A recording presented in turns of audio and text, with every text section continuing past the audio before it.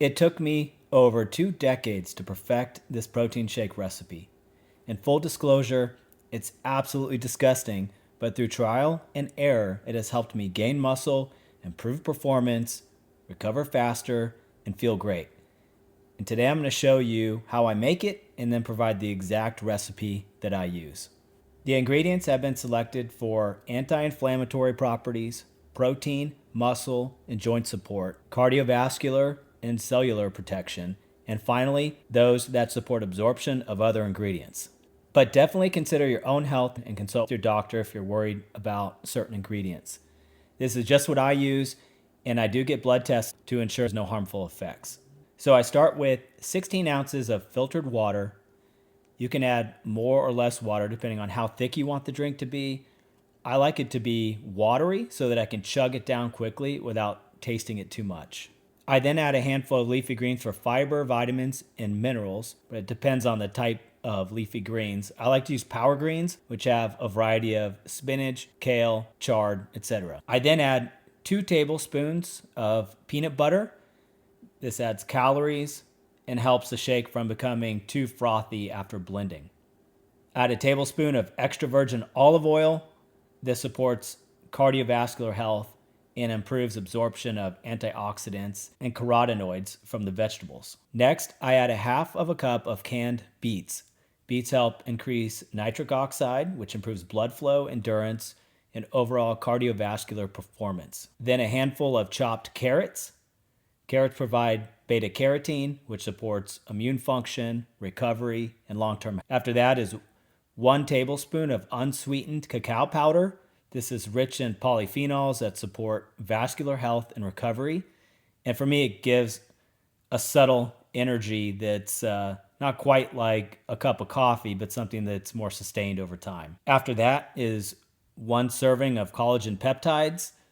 This supports tendons, ligaments, and joints, something that I find especially important as an aging hybrid athlete.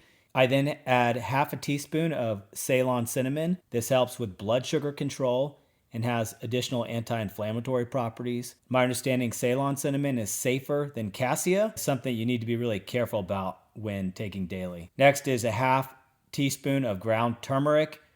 Turmeric is one of the most studied natural anti-inflammatories and supports joint and recovery health. After that is a half teaspoon of ground ginger.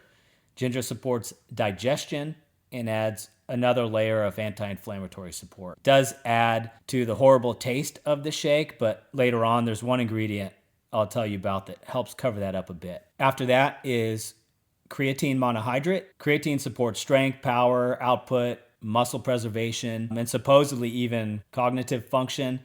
I just take 3 grams daily, but the amount's really a personal choice for you. I know people who take much more than I do, but even 3 grams, I found that adds 3, 4, 5 pounds of water weight to my body. It definitely makes my abs look worse. It's not something I'm too worried about, but since I'm getting the benefits at 3 grams, I haven't taken more than that at this point. Next is 2 tablespoons of ground flaxseed. This adds fiber and plant-based omega-3s to support heart health and hormone balance. This one's going to sound gross, but I then add a small pinch of black pepper. This increases the absorption of the turmeric. Otherwise, I wouldn't include it. And finally, 1 to 2 scoops of unflavored whey protein powder. Find this essential for muscle repair and maintenance. And also on this day, I did not add in mixed berries because I was out, but I usually add about 1/4 to a half cup. It helps cover up the taste of the ginger and the turmeric and adds vitamin C for collagen synthesis. This is what all the ingredients look like in the blender, minus the mixed berries, since I was out that day. I then blend it for as long as needed. Again, I try to make the shake watery so I can chug it down. So I also let it blend for a while so that there's no chunks left. Obviously, it doesn't taste amazing, but it covers performance, recovery, and long-term health all in one shake. But here's the proof that I actually drank this once everything is blended.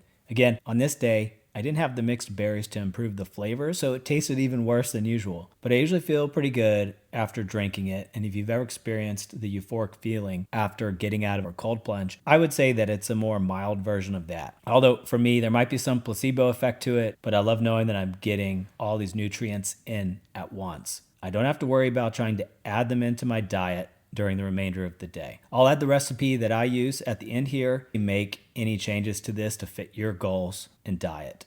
Let me know in the comments if you tried this shake or have any ideas on how to make it even better. It's a 20-year work in process, and I'm sure it will improve further over time. If you found this video helpful, I'd be grateful for any likes or subscribes. It helps keep the channel going. But thanks so much for watching. I hope your training is going well and injury-free.